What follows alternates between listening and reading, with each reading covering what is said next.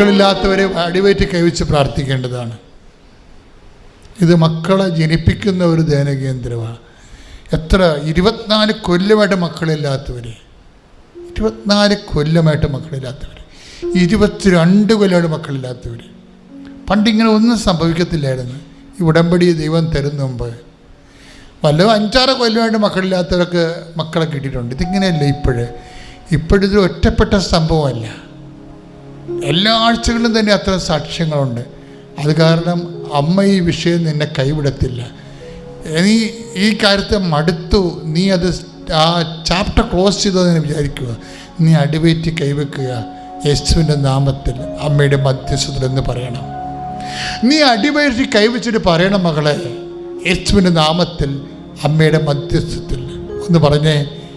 യേശുവിൻ്റെ നാമത്തിൽ അമ്മയുടെ മധ്യസ്ഥത്തിലെ എന്നിട്ട് പറഞ്ഞേ, യേശുവിൻ്റെ നാമത്തിലെ അമ്മയുടെ മധ്യസ്ഥത്തില് എനിക്ക് കുഞ്ഞുങ്ങൾ ലഭിക്കട്ടെ, എനിക്ക് ജോലി ലഭിക്കട്ടെ, എന്റെ കടങ്ങൾ പരിഹരിക്കട്ടെ. ശ്രദ്ധിക്കട്ടെ.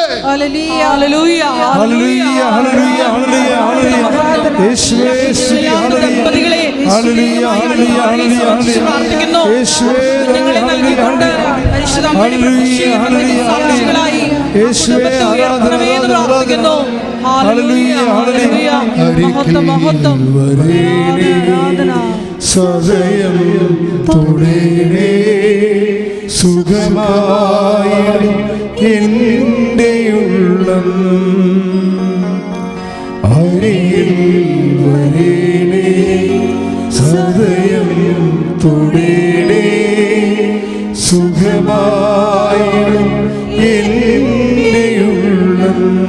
പരിശുദ്ധ പരമദിവ്യകാരുണ്യത്തിന് എന്നേരവും ആരാധനയും സ്തുതിയും ജീവിതം ബ്ലോക്കായി പോയവര്, ദാറ്റ് മീൻസ് വിവാഹം ഒത്തുവരാത്തവര്, വീട് കെട്ടി പകുതിയായി നിന്ന് പോയവര്, വീട് ഉറഞ്ഞു നിന്നിട്ട് ഒരിടത്തും വെക്കാൻ പറ്റാതിരിക്കുന്നവര്, ഇങ്ങനെ വീട് സംബന്ധമായ എല്ലാ വിഷയങ്ങളും നമുക്ക് പ്രാർത്ഥിക്കേണ്ട സമയമാണ്.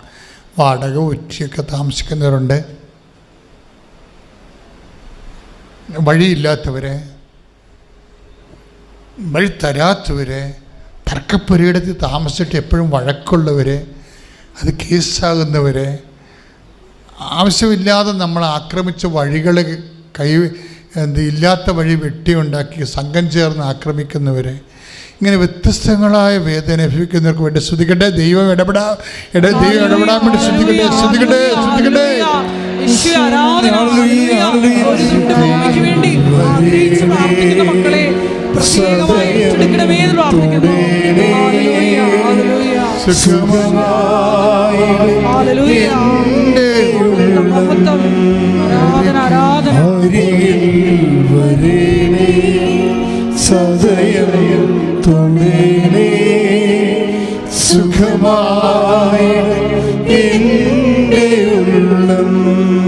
പരിശുദ്ധ പരമദിവ്യകാരുണ്യത്തിന് ആരാധനയും സ്തുതിയും കണ്ണിന് കാഴ്ചക്കുറവുള്ളവര്, ചെവിക്ക് കേൾവിക്കുറവുള്ളവര്, മുട്ടിക്കൊഴിഞ്ഞു പോകുന്നവര്, ഇതൊക്കെ കേൾക്കുമ്പോൾ ചിലക്ക് ചിരി വരും.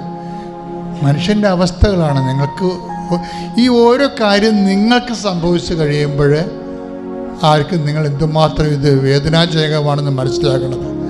അങ്ങനെ പറയാൻ പറ്റണതും പറയാൻ പറ്റാത്തതുമായ വിഷമതകളെ, മാനസികമായ ശാരീരികമായ, അവിടെ എല്ലാം കർത്താവ് ഇടപെടാൻ വേണ്ടി ശ്രദ്ധിക്കട്ടെ. ഓരോ മക്കളുടെ വ്യക്തിപരമായും സ്വകാര്യവുമായിട്ടുള്ള എല്ലാ വേദനകളും ഏറ്റെടുക്കണമെന്ന് പ്രാർത്ഥിക്കുന്ന എൻ്റെ കർത്താവിൻ്റെ ഉന്നതമായ നാമത്തിൽ സഭയുടെ അധികാരത്തിൽ കുരിശിൻ്റെ അടയാളത്തിൽ 36 വർഷം അർപ്പിച്ച കുർബാനയുടെ ശക്തിയാൽ കൃപാസമർത്താറെ ജീവനോടെ പ്രത്യക്ഷപ്പെട്ട മാതാവിൻ്റെ മധ്യസ്ഥത്തിൽ മാരക രോഗങ്ങള്, തീരാവേദികള് യേശുവിന്റെ നാമത്തിൽ മാറിപ്പോകട്ടെ.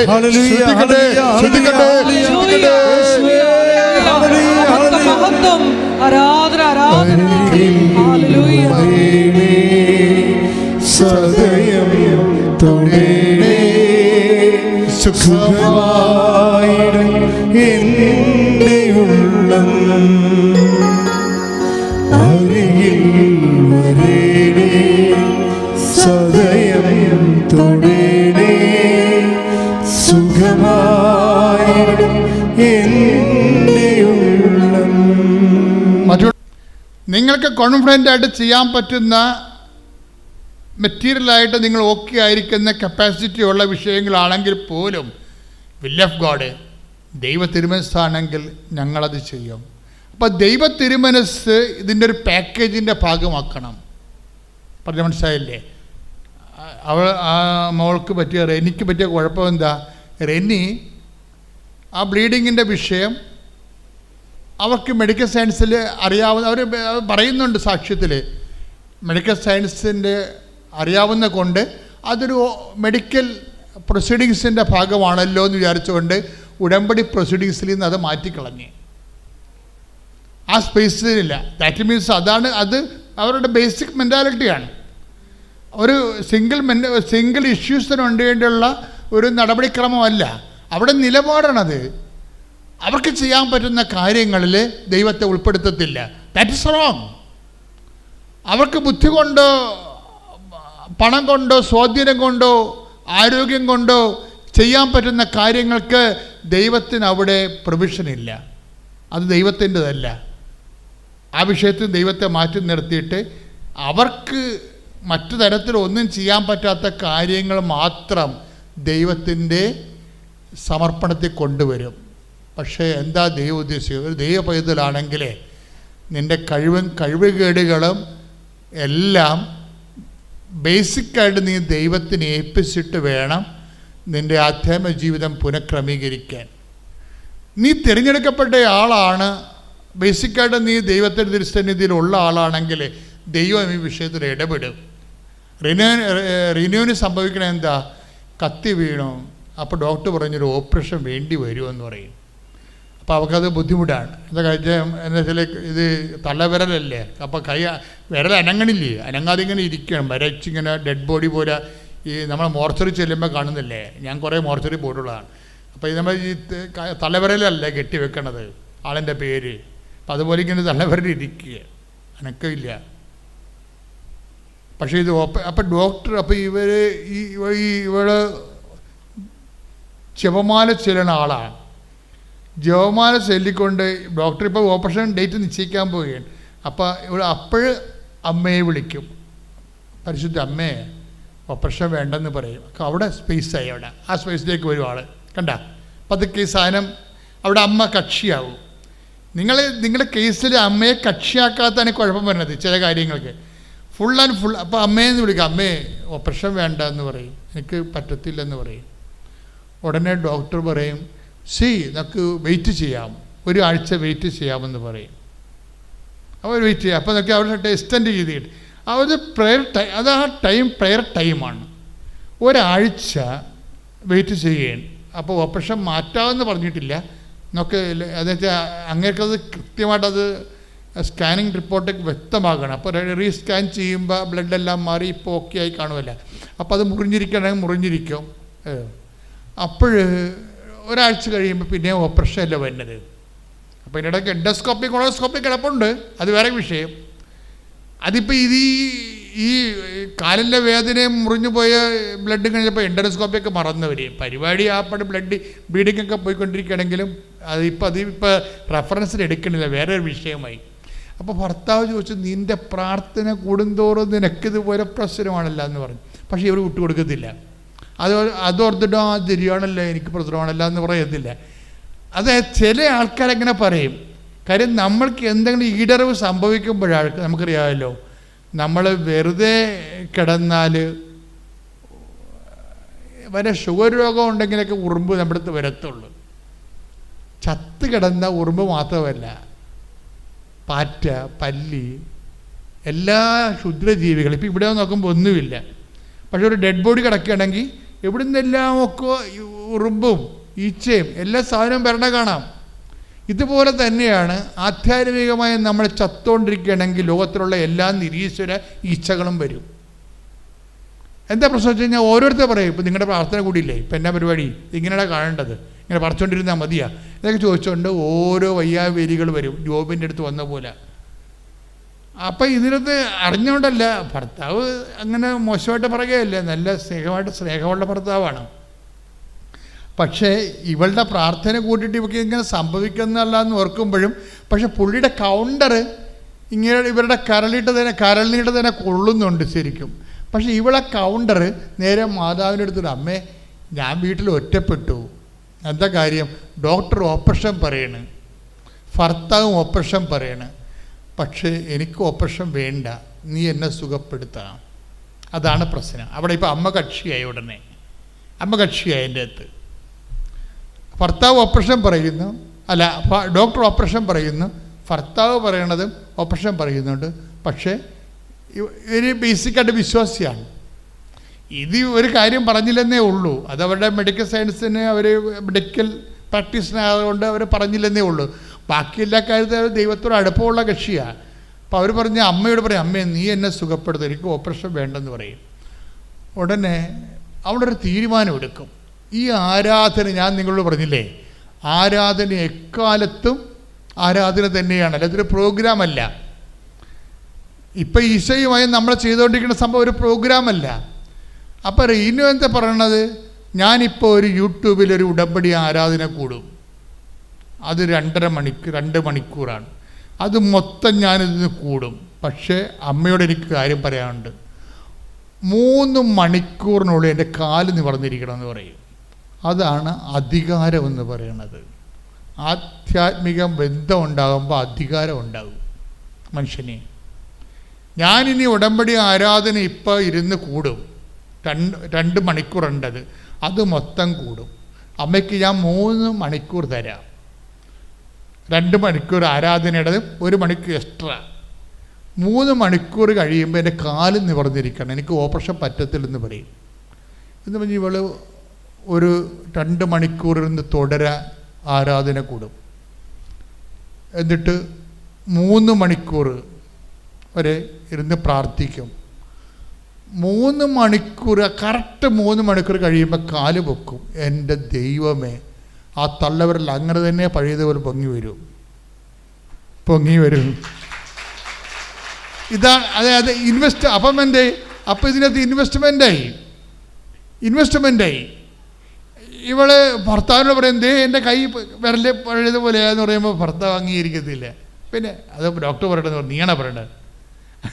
അതാണ് ആൾക്കാരുടെയൊക്കെ സ്വഭാവം. ഇതാണ് അതായത് രോഗിയായ നീ മിണ്ടണ്ട, രോഗിയല്ലേ ഇത്രയും നേരം മരവിച്ചിരുന്ന തള്ളവിരൽ ഉയർത്തുകയും പൊക്കുകയും ചെയ്യണത്. പക്ഷെ സ്വന്തം ഭർത്താവിന് രോഗിയുടെ സർട്ടിഫിക്കറ്റ് വേണ്ട. അതായത് ഇപ്പം നമ്മൾ ഈ സർട്ടിഫിക്കറ്റ് ഭർത്താവിന് വേണ്ടത് ഡോക്ടറിൻ്റെ സർട്ടിഫിക്കറ്റാണ്. അതായത് ഡോക്ടർ പറയണം കൈ സുഖപ്പെട്ടു, രോഗി പറഞ്ഞാൽ പോരാ. ഇതാണ് ബുദ്ധി കൊണ്ട് കാര്യങ്ങൾ കൈകാര്യം ചെയ്യുന്ന ആൾക്കാരുടെ ഒരു അവസ്ഥ അല്ല, ഒരു ദുരന്തം. ആ രോഗി പറഞ്ഞാൽ പോരാ, രോഗിയല്ലേ പറയേണ്ടത്, ബേസിക്കായിട്ട് അവളല്ലേ അനുഭവിക്കണത്. ഇന്നലെ ഈ നിമിഷം വരെ ഡെഡ് ബോഡി ആയിട്ടിരുന്ന വിരലാണ് ഇപ്പോൾ പൊങ്ങാനും താരാനും തുടങ്ങിയപ്പോൾ അവളുടെ ബോഡിയിലുള്ള പെയിനും ഇല്ല, ഒക്കെയായി. പക്ഷേ പറ്റത്തില്ല ഭർത്താവിന് പറയും നിനക്ക് വേദന ഇല്ലെന്ന് ഡോക്ടർ പറയണം. അതെങ്ങനെ പറയാൻ പറ്റും? നിനക്ക് ഇത് സുഖപ്പെട്ടു എന്നുള്ളത് ഡോക്ടർ പറയണം. അപ്പോൾ ഇവൾക്ക് പിന്നെയും വിഷമമായി. ഇനി ഡോക്ടറിന് ചിലപ്പോൾ ചില ഡോക്ടർമാർക്ക് ആളെ കണ്ട ഓപ്പറേഷൻ ചെയ്യണമെന്ന് തോന്നുന്ന സർജന്മാരുണ്ട്. അപ്പോൾ ഞാൻ ചെന്ന് ഡോക്ടറോട് പറഞ്ഞു, ഡോക്ടർ ദേ നോക്കിയേ എൻ്റെ കാല് ഇപ്പം അനങ്ങണില്ല, അത് പൊങ്ങി വരുന്നുണ്ട്, പഴയതുപോലെ ആയെന്ന് പറഞ്ഞു. അത് പഴയതുപോലെ ആയിട്ടില്ലെന്ന് ഡോക്ടർ പറയും. അത് പഴയതുപോലെ ആയിട്ടില്ലെന്ന്. അപ്പോഴൊക്കെ പേടിയായി. ഇല്ല ഡോക്ടർ ടെസ്റ്റ് ചെയ്ത് നോക്കൂ, അത് പഴയതുപോലെയായി. ടെസ്റ്റ് ചെയ്ത് നോക്കിയപ്പോൾ ഡോക്ടർ പറഞ്ഞു ഇതെങ്ങനെ സംഭവിച്ചു? പിന്നെ അധികം നേരം അവരെ മുറി നിന്നില്ല. അത് കർത്താവ് ചെയ്ത പരിപാടിയാണെന്ന് പറഞ്ഞവിടെ ഇറങ്ങിപ്പോകുന്നു. ആ സാക്ഷ്യം നല്ല രസമാണ് കേൾക്കാൻ. അപ്പം തിരിച്ച് വീട്ടിൽ വരും. പിന്നെയും കിടപ്പുണ്ടല്ലോ എൻഡോസ്കോപ്പി, കൊളോണോസ്കോപ്പി, പഴയ ഫയല്, മാതാവിൻ്റെ അടുത്ത് വെക്കാഞ്ഞ ഫയലില്ലേ, അപ്പോൾ ആ ചാപ്റ്റർ അത് റണ്ണിങ് ആണല്ല. അപ്പോൾ അമ്മയോട് പറഞ്ഞു, അമ്മേ ഞാൻ ഉടമ്പടി മണാഗുണാന്നൊക്കെ ഇപ്പം ചുമ്മാ ഒന്ന് പോണ്ടിയിട്ടിട്ടേ ഉള്ളു, പക്ഷേ ഇപ്പം ഞാൻ പണി മേടിച്ചിട്ടുണ്ട്, അതുകൊണ്ട് ഈ വിഷയം എൻ്റെ ഹീമോഗ്ലോബിൻ 8 ഇതൊന്ന് 12 തന്നാൽ, അവർ സയൻറ്റിഫിക്കായിട്ടാണ് അമ്മയോട് സംസാരിക്കണത്.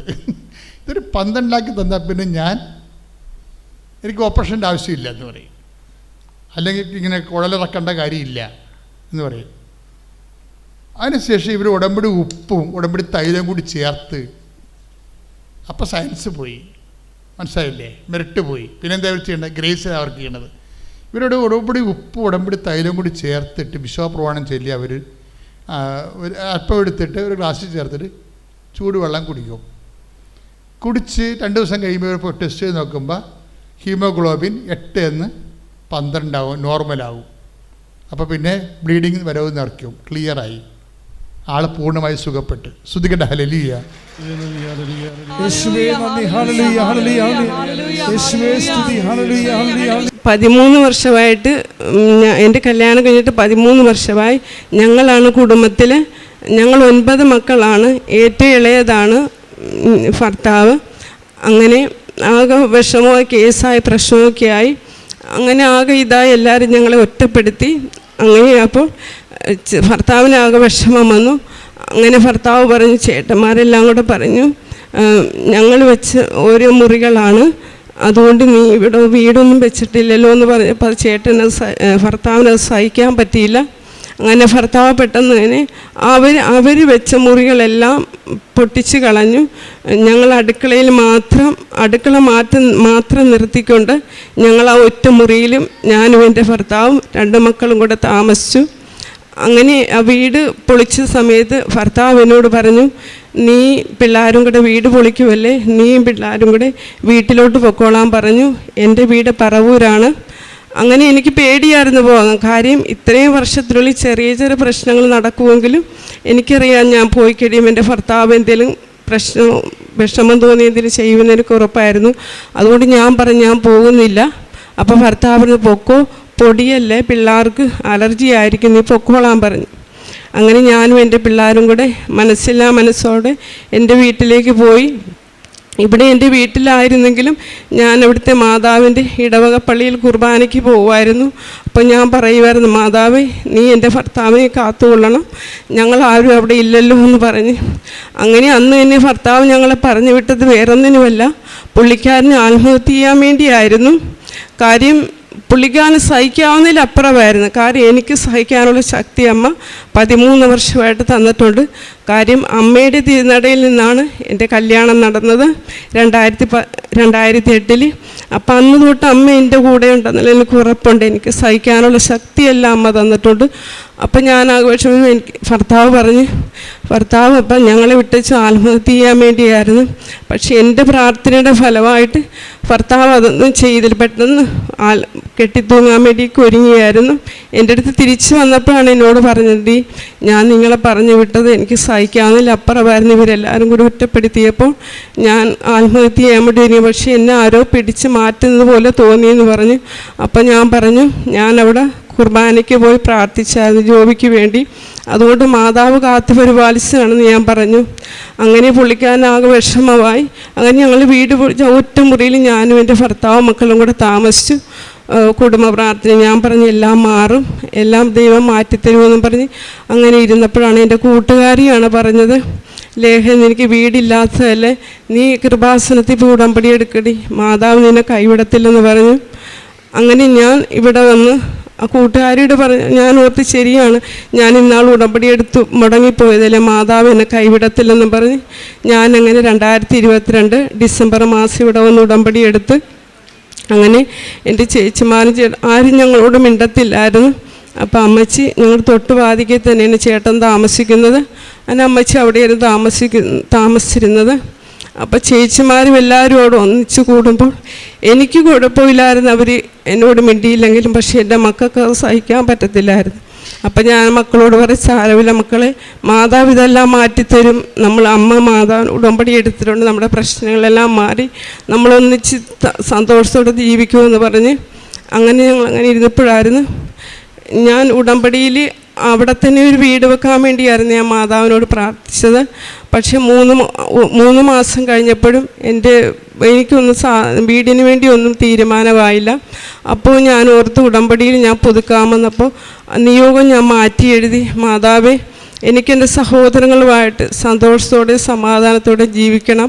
അതുകൊണ്ടമ്മ ഇവിടുന്ന് ഒരു 2 വീടകലമായാലും കുഴപ്പമില്ല, എനിക്ക് വേറൊരു ഇവിടെ തന്നെ മാറി ഒന്ന് താമസിക്കാൻ അമ്മ അനുഗ്രഹിക്കണമെന്ന് ഞാൻ പ്രാർത്ഥിച്ചു. അതെൻ്റെ സുഖത്തിനും സന്തോഷത്തിനും വേണ്ടിയല്ല, എനിക്കെൻ്റെ സഹോദരങ്ങളുമായിട്ട് മരണം വരെ സന്തോഷത്തോടെ ജീവിക്കണമെന്ന് ഞാൻ പറഞ്ഞു. അതുപോലെ തന്നെ അത്ഭുത മാതാവ് പ്രവർത്തിച്ചു. എൻ്റെ ഭർത്താവിൻ്റെ മൂത്ത ചേട്ടൻ അവർ കറുകച്ചാലിൽ വീട് സ്ഥലവും സ്വന്തമായിട്ട് അവരുടെ അടുത്ത് ഇവിടുന്ന് മാറി താമസിക്കാൻ വേണ്ടി ഒരുങ്ങി. അപ്പോൾ ഒത്തിരി ആൾക്കാരോട് ആ വീട് സ്ഥലം എടുക്കാൻ വേണ്ടി ആവശ്യപ്പെട്ടു. അപ്പോൾ ഒത്തിരി പേര് അവിടെ വന്ന് ആ വീട് സ്ഥലവും വേണ്ടി ചോദിച്ചു. അപ്പോൾ എൻ്റെ ഭർത്താവിൻ്റെ കൂട്ടുകാരൻ പറഞ്ഞ്, ജോബി നീ ഒന്ന് ചോദിക്കട, എന്തായാലും അവർ വിൽക്കുമല്ലേ, നിനക്ക് ചിലപ്പോൾ തന്നേക്കുമെന്ന് പറഞ്ഞ്. അപ്പോൾ ഭർത്താവ് പറഞ്ഞില്ല, എനിക്ക് തരത്തില്ല, പിണങ്ങിയിരിക്കുമല്ലേ എന്ന് പറഞ്ഞ്. അപ്പം ഞാൻ പറഞ്ഞു, ജോബി ചോദിക്ക്, നമ്മൾക്ക് മാതാവ് തരുമെന്ന് പറഞ്ഞ്. അങ്ങനെ ഭർത്താവ് ചേട്ടൻ്റെ മോനോട് ചോദിച്ചു. അവൻ ഒമാനിലാണ് ജോലി ചെയ്യുന്നത്. അങ്ങനെ അവൻ നാട്ടിൽ വന്നപ്പോൾ അവനോടിത് പറഞ്ഞു. ആദ്യം മടിയായിരുന്നവർക്കെല്ലാം, എന്നാലും മാതാവ് അത്ഭുതം പ്രവർത്തിച്ചു. അവൻ പറഞ്ഞു, ഞാൻ അപ്പാപ്പിക്ക് ആ വീട് സ്ഥലവും തന്നുകൊള്ളാമെന്ന് പറഞ്ഞു. അങ്ങനെ ഞങ്ങൾക്ക് മാതാവ് അപ്പം അങ്ങനെ ഇരിക്കെ ഭർത്താവ് വീട് സ്ഥലവും ഇത് വിറ്റിട്ട് വേറെ സ്ഥലത്ത് പോകാൻ വേണ്ടി ഒത്തിരി പാട്ടി വീട് സ്ഥലമൊക്കെ തിരക്കി. അപ്പോഴും ഞാൻ വിശ്വാസത്തോടെ പ്രാർത്ഥിച്ചു, മാതാവ് നീ എന്നെ ഈ ഇടവകയിൽ നിന്ന് മാറ്റരുത്, കാര്യം എനിക്ക് ഈ ഇടവകയിൽ തന്നെ താമസിക്കണം. അവിടെ പള്ളിയിൽ മാതാവിൻ്റെ കുരോട്ടം ഞാൻ വൃത്തിയാക്കുന്നത് എല്ലാ ആഴ്ചയിലും. ഞാൻ അമ്മേ എന്നെ ഇവിടുന്ന് നീ മാറ്റരുത്, ഈ ഇടവകയിൽ തന്നെ എവിടെയെങ്കിലും നീ എനിക്ക് 2 സെൻറ്റ് സ്ഥലം തരണമെന്ന് ഞാൻ പ്രാർത്ഥിച്ചു. അതുപോലെ തന്നെ ചേട്ടൻ്റെ മോൻ നിർദ്ദേശപ്രകാരം അവരുടെ വീട് സ്ഥലവും ഞങ്ങൾക്ക് തന്നു. അങ്ങനെ 1 വർഷത്തെ എഗ്രിമെൻറ്റിൽ ഞങ്ങൾക്ക് ആ വീട് സ്ഥലവും തന്നു. മാതാവ് ഞങ്ങളെ അനുഗ്രഹിച്ചു. അതുപോലെ തന്നെ അന്ന് തന്നെ കഴിഞ്ഞ മാസം ഈ പിണക്കത്തിലിരുന്നപ്പോൾ എൻ്റെ മക്കളിലെ 2 പേരും 5ലും 4ലും പഠിക്കുന്നു. അവർ ഈശോയെ സ്വീകരിക്കാൻ ആദ്യ കുർബാന സ്വീകരണമായിരുന്നു അവരുടെ മെയ് മാസം 30-ാം തീയതി. അങ്ങനെ ഇവരെല്ലാം അമ്മച്ചി അവരെല്ലാം പിണക്കമായത് കാരണം എനിക്ക് വിഷമമായിരുന്നു. ഞാൻ മാതാവിനോട് പ്രാർത്ഥിച്ച്, മാതാവേ എല്ലാവരുടെയും അനുഗ്രഹത്തോടു കൂടി എൻ്റെ മക്കൾ ഈശോയെ സ്വീകരിക്കാൻ നീ അനുഗ്രഹിക്കണമെന്ന് പറഞ്ഞ്. അങ്ങനെ അമ്മച്ചിയെ ഞങ്ങൾ ഒന്നിച്ച് കുടുംബസഹിതം പോയി. അമ്മച്ചി ചേട്ടന്മാരെയൊക്കെ വിളിച്ചു, അവരെല്ലാവരും വരാമെന്ന് വെച്ചാൽ അമ്മച്ചിക്ക് വിഷമമായിരുന്നു. ഭർത്താവ് അമ്മച്ചീനെ സ്നേഹത്തോടെയല്ലേ വിളിച്ചപ്പോൾ അമ്മച്ചിക്ക് വിഷമം, വരത്തില്ലെന്ന് പറഞ്ഞ്. പക്ഷെ അമ്മച്ചി വരാത്ത കാരണം ചേച്ചിമാരും ചേട്ടന്മാരും ആരും വരത്തില്ലെന്ന് പറഞ്ഞു. അപ്പോൾ ഞാൻ പറഞ്ഞു, ഞാനിവിടെ ശനിയാഴ്ച 31-ാം തീയതി ശനിയാഴ്ച ആദ്യ കുർബാന, ഞാൻ ഇവിടെ തിങ്കളാഴ്ച വന്നു. മാതാവിൻ്റെ ഈ ദേവാലയത്തിലിരുന്ന് മുട്ടയിൽ നിന്ന് ഞാൻ കരഞ്ഞ് പ്രാർത്ഥിച്ചു, മാതാവേ നീ അമ്മച്ചിയും ചേച്ചിമാരും എല്ലാവരുടെയും അനുഗ്രഹത്തോടുകൂടി നീ എൻ്റെ മക്കളെ ആദ്യ കുർബാന സ്നേഹിച്ച് അവരെല്ലാം ഭരണം സഹകരിക്കണമെന്ന് ഞാൻ പ്രാർത്ഥിച്ചു. ഞാൻ ഇവിടെ മുട്ടയിൽ നിന്ന് കരഞ്ഞ് കൈകൂപ്പി നിന്ന് പ്രാർത്ഥിച്ചപ്പോൾ ഞാൻ കാണുന്നത് ഞങ്ങളുടെ ഭവനത്തിൻ്റെ മുകളിൽ കൃപാസന മാതാവ്. എനിക്കൊന്നും മനസ്സിലായില്ല, പക്ഷേ ഞാനിവിടെ നിന്ന് കരഞ്ഞ് കൃപാസന മാതാവ് ഞങ്ങളുടെ വീടിന് മുകളിൽ നിന്നുകൊണ്ട് അമ്മയുടെ ചുറ്റിനും സൂര്യപ്രകാശം പോലെ ഇങ്ങനെ തിളങ്ങുന്നു. എനിക്കൊന്നും മനസ്സിലായില്ല. ഞാനങ്ങനെ തിരിച്ച് വീട്ടിൽ ചെന്നു. വൈകുന്നേരം ഇവിടുന്ന് തിരിച്ച് ചെന്നപ്പോൾ ഭർത്താവ് ഭയങ്കര സന്തോഷത്തിലായിരുന്നു. അപ്പം ഞാൻ ചോദിച്ച് എന്ത് പറ്റിയെന്ന് ചോദിച്ച് പറഞ്ഞ് അമ്മച്ചിയും ചേച്ചിമാരും എല്ലാം വരാമെന്ന് പറഞ്ഞു. അങ്ങനെ എല്ലാവരുടെയും അനുഗ്രഹത്തോടുകൂടി ഭർത്താവ് വീണ്ടും ചെന്ന് അമ്മച്ചീനെ സന്തോഷത്തോടെ വിളിച്ച് പിണക്കമൊക്കെ മാറ്റി. അങ്ങനെ എല്ലാവരുടെയും അനുഗ്രഹത്തോടെ എല്ലാവരും വന്ന് സഹകരിച്ച്, ചേട്ടന്മാരും ചേച്ചിമാരും മക്കളും എല്ലാവരും കൂടെ വന്ന് സഹകരിച്ച് എല്ലാവരുടെയും അനുഗ്രഹത്തോടുകൂടി സന്തോഷത്തോടെ എൻ്റെ മക്കൾ ഈശോയെ സ്വീകരിച്ചു. അടുത്ത ഇതെന്ന് പറയുന്നത് എൻ്റെ ചേച്ചിയുടെ മോള് മലപ്പുറത്ത് ലാബിൽ ലാബ് പഠിക്കുമായിരുന്നു. അങ്ങനെ കൊച്ച് അത് കഴിഞ്ഞ് വണ്ടാനത്ത് 6 മാസത്തേക്ക് ട്രെയിനിയായിട്ട് കയറിയായിരുന്നു. അപ്പോൾ കൊച്ചവിടെ പറയുമായിരുന്നു, ആൻറ്റി ഇവിടെ ട്രെയിനിയായിട്ട് കയറിയാൽ ഉപകാരമുണ്ട്, ഇവിടെ ഒരു ഇൻ്റർവ്യൂ നടക്കുമ്പോഴും എനിക്ക് ജോലിക്ക് സാധ്യതയുണ്ട്. അപ്പോൾ ഞാൻ പറഞ്ഞു, മോള് ധൈര്യമായിട്ട് ഇൻ്റർവ്യൂ ഒക്കെ അറ്റൻഡ് ചെയ്തു, ആൻറ്റി ഉടമ്പടിയിൽ നിയോഗം വെച്ചിട്ടുണ്ടെന്ന് പറഞ്ഞ്. അങ്ങനെ കഴിഞ്ഞതിൻ്റെ മാസം വണ്ടാനത്തൊരു ഇൻ്റർവ്യൂ ഉണ്ടായിരുന്നു. അങ്ങനെ കൊച്ചിനോട് വിളിച്ച് പറഞ്ഞു. ഞാൻ പറഞ്ഞു, മോള് ഞാനൊരു ചെറിയ കാശ് രൂപ വെഞ്ചരിച്ച് ഞാൻ മോളുടെ കയ്യിൽ കൊടുത്തായിരുന്നു. ഞാൻ പറഞ്ഞു, മോൾ ഇൻ്റർവ്യൂവിന് പോകുമ്പോൾ ആ കാശ് രൂപ പിടിച്ച് വേണം പോകാൻ, ആൻറ്റി ഇവിടെ ഇന്ന് ആരാധന കൂടി പ്രാർത്ഥിച്ചോളാമെന്ന് പറഞ്ഞു. അങ്ങനെ കൊച്ച് ഇൻ്റർവ്യൂ അറ്റൻഡ് ചെയ്തു. ഞാനിവിടെ എൻ്റെ ഫോണിൽ അച്ഛൻ്റെ ആരാധന ഞാൻ കൂടി കരഞ്ഞ് വിശ്വാസത്തോടെ ഞാൻ പ്രാർത്ഥിച്ച് കൊച്ച് ആ ഇൻ്റർവ്യൂവിൽ പാസ്സായി. എൻ്റെ ചേച്ചിയുടെ മോൾക്ക് ഉണ്ടാകത്ത് തന്നെ സ്ഥിരം ജോലി കിട്ടി. അതുപോലെ തന്നെ സ്ഥിര ജോലി കിട്ടി സിസ്റ്ററെ. സ്ഥിരമായിട്ട് എൻ്റെ കൊച്ചിന് അവിടെ ജോലി കിട്ടി.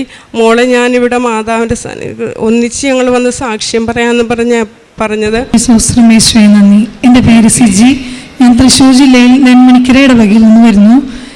എൻ്റെ പേരിലുള്ള ഒരു സ്ഥലം ജപ്തിയായിരുന്നു. അർബൻ ബാങ്കിലായിരുന്നു അത് ജപ്തി വന്നത്. അത് പൈസ അടയ്ക്കാനായിട്ട് യാതൊരു നിവൃത്തിയും ഞങ്ങൾക്ക് ഉണ്ടായിരുന്നില്ല. അതൊരു 80,000 രൂപയോളം അടച്ചിരുന്നെങ്കിൽ ജപ്തിയിൽ നിന്ന് ഞങ്ങൾക്ക് ഒഴിവായി കിട്ടുമായിരുന്നു. ആ സമയത്ത് നമ്മുടെ കയ്യിൽ ഒന്നും എടുത്തു വയ്ക്കാനോ ഒന്നും ഉണ്ടായിരുന്നില്ല. അതുപോലെ തന്നെ ഞങ്ങൾക്കൊരു ഷോപ്പുണ്ടായിരുന്നു. ആ ഷോപ്പ് ഞങ്ങൾ 3 കൊല്ലം മുന്നേ ഞങ്ങൾ നിർത്തിയതാണ്. അതിൻ്റെ പേരിൽ അതിൻ്റെ വർക്കിൻ്റെ ഒരു പൈസ ചെക്ക് അത് വേറൊരു സ്റ്റേറ്റ് ബാങ്കിൻ്റെ ഒരു ബ്രാഞ്ചിൽ വന്നു. പക്ഷെ ഞങ്ങൾക്ക് ഞങ്ങളുടെ കട നിർത്തിയത് കൊണ്ട് അതിൽ റിന്യൂ ചെയ്യാത്തത് കൊണ്ടും ബാങ്ക് അക്കൗണ്ട് റിന്യൂ ചെയ്യാത്തത് കൊണ്ടും ഞങ്ങൾക്ക് ആ പൈസ വിഡ്രോ ചെയ്യാൻ പറ്റില്ല എന്ന് പറഞ്ഞിരുന്നു. ഞങ്ങൾ കുറേ അതിനു വേണ്ടി നടന്നു. 60 ദിവസമായിരുന്നു സമയം തന്നിരുന്നത് ബാങ്കിൽ നിന്ന് ജപ്തിക്ക്. ഞങ്ങൾ ഒരുപാട് ആൾക്കാരെയും കൊണ്ടൊക്കെ ചെന്ന് ചോദിച്ചു. ആ പൈസ ഒന്ന് ഞങ്ങൾക്കത് വിഡ്രോ ചെയ്ത് കിട്ടിക്കഴിഞ്ഞാൽ ഞങ്ങളുടെ ജപ്തി ഞങ്ങൾക്ക് ഒഴിവാക്കി കിട്ടുമായിരുന്നു.